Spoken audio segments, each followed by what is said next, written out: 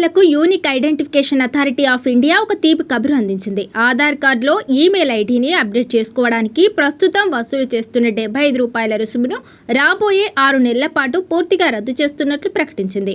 ఈ ఉచిత సదుపాయం 2026 జూలై 1వ తేదీ నుండి డిసెంబర్ 31వ తేదీ వరకు అందుబాటులో ఉంటుందని అధికారులు స్పష్టం చేశారు. ఈ ప్రత్యేక మినహాయింపు కేవలం కొత్తగా తీసుకువచ్చిన అధికారిక ఆధార్ మొబైల్ యాప్ ద్వారా చేసుకునే అప్డేట్లకు మాత్రమే వర్తిస్తుంది. వినియోగదారులు తమ మొబైల్ యాప్లో రిజిస్టర్డ్ వివరాలతో లాగిన్ అయ్యి ఈమెయిల్ చిరునామాను ఉచితంగా నమోదు చేసుకోవచ్చు.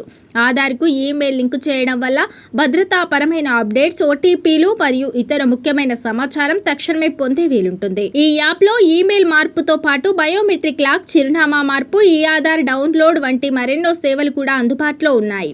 అయితే 6 నెలల గడువు ముగిసిన తర్వాత ఈ ఉచిత సేవను పొడిగించాలా లేదా మళ్ళీ పాత ఫీజును పునరుద్ధరించాలా అనే అంశంపై UIDAI ఆ తర్వాత నిర్ణయం తీసుకోనుంది. కాబట్టి వినియోగదారులు ఆ అవకాశాన్ని సద్వినియోగం చేసుకోవాలని సూచించారు.